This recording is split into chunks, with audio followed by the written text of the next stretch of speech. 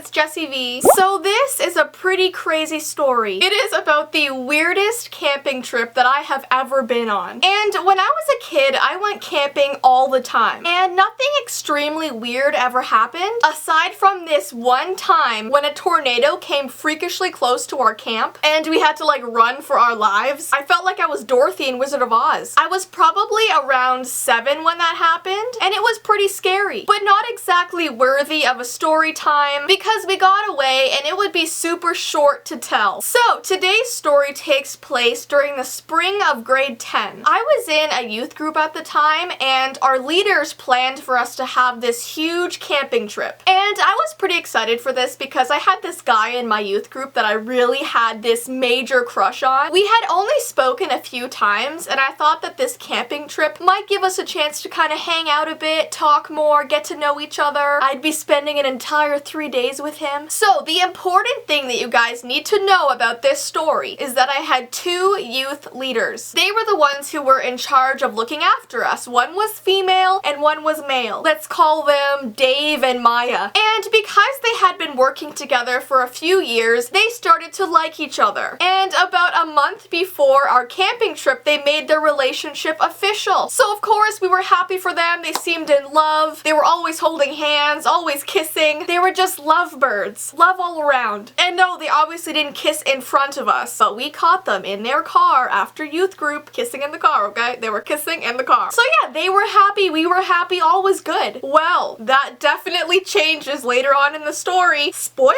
So we arrive at this campsite in the middle of the forest, and we have to find a place that we want to put our tent. My sister was with me and we were sharing a tent together, but we had never ever assembled a tent before, so I was looking at it like it was my math homework. I didn't know how to do it. Every time we went camping as kids, my dad would always put up our tents. He was the tent builder. But unfortunately, our dad was not there with us. Sometimes I wish I had this little remote, and if I just pressed a button, dad would just show up. But of course, that's not how reality works. So my sister and I are struggling to figure out how to put this tent up. It's not as easy as it looks, okay? So I decided to embrace this perfect opportunity. I decided to go ask my crush if he would help me. Now, this was a little bit awkward, but I just thought it would be the perfect time for us to get to talk and get to know each other. You know, we'd work together, team building. Well, when I walked up to him, I saw that he was already helping another girl put up her tent. Someone had claimed him before me. And there she was, just watching him do his thing. She's giggling, she's flipping her hair, she's laughing at every single word he's saying. So I was like, great, he is clearly occupied right now. You know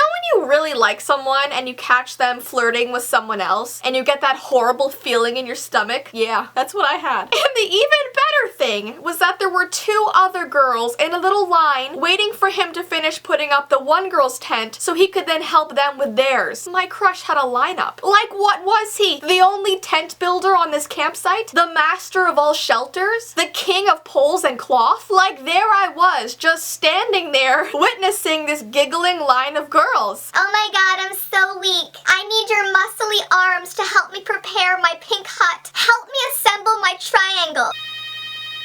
My phone's ringing. I mean, it figures. The one guy that I like was liked by 50 other people. Just my luck. I mean, I guess technically I could have asked my leaders, Dave and Maya, to help me put up my tent, but they were literally off in La La Land, making out amongst the ferns. So I just went back to my tent, pulled out the instructions, and my sister and I built it ourselves. I mean, it took a really, really long time. Unnecessarily long. And it turned out looking quite lopsided and flimsy. It looked terrible, but you know what? We could still sleep in it, and that's all that mattered. I am darn proud of myself. You can do anything when you put your mind to it, okay? I feel like a kindergarten teacher whenever I say that. Or one of those cheesy quote pictures on Tumblr. You have to look through the rain to see the rainbow. Sing like no one is listening. Keep calm and carry on. Everything happens for a reason. Live, laugh, love. Anyways, the main portion of this story happens at nightfall. Our 2 lovebird leaders, Maya and Dave, decided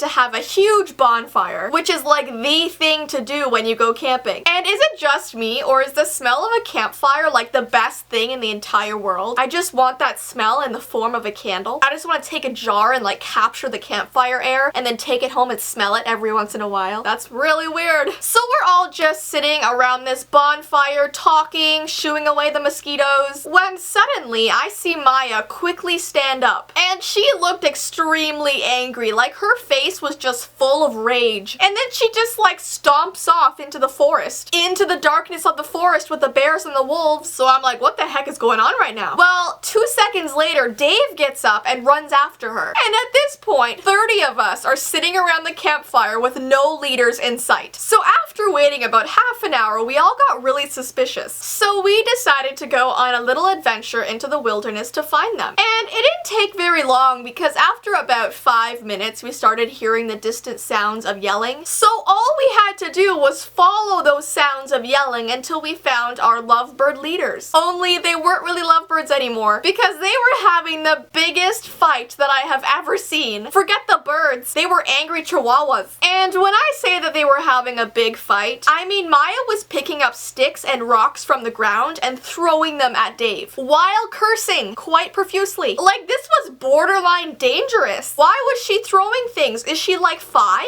And it's hard to remember exactly what their fight was about. I just remember Maya constantly yelling, "Why don't you love me? We've been together for over a month and all you can say is that you like me? You don't love me?" Just something along the lines of her not liking the way Dave expressed his feelings towards her, which I personally don't think is a reason to go ham on the rock throwing, but apparently she did. It was the first time I had ever seen 2 grown adults that were supposed to be looking after kids having a full-on physical fight over something so stupid. Something that you could easily talk about after this whole camping trip. Does the status of their love have to be discussed right now? Apparently. So we're all standing there awkwardly watching this fight break out, and after a little while, a couple of the guys from my group decided that it was probably about time to stop it. So my crush gathered a few other guys and they like pulled them apart. One grabbed Maya, one grabbed Dave. Well, after successfully separating them, Maya decided to run off to her car. And as she is running to her vehicle, she starts screaming, "Goodbye, Dave. We are over. Do you hear me? We are over." Like, seriously guys, this was the most dramatic breakup ever. Have you ever experienced your camp leaders having major relationship problems? Because I have, and it's weird. So Maya is almost to her car when she starts asking all of the girls in our group if any of them want to go with her. Like, just the girls, no guys, just girls. Even though her car only has like 5 seats. I don't even know if she was allowed to do that. But she got some volunteers and she just drove off with them. I guess she didn't want to be alone or something? But I mean, don't you have to have permission from their parents before you can just take them away from a campsite where their parents expect them to be? Like, if I was a parent and I went to pick up my kid and someone was like, "Yeah, sorry, your kid's not here anymore. One of the camp counselors had a mental breakdown and took her off in their car." I'd be like, what? Anyways though, we spent the rest of the night comforting Dave while he cried. Honestly, I felt like all of the kids at this campsite were acting like the counselors, and the counselors were acting like the children. I don't know, it was like the roles completely switched. Weirdest camping trip I have honestly ever been on. And I know it wasn't anything super extreme, but I mean, come on,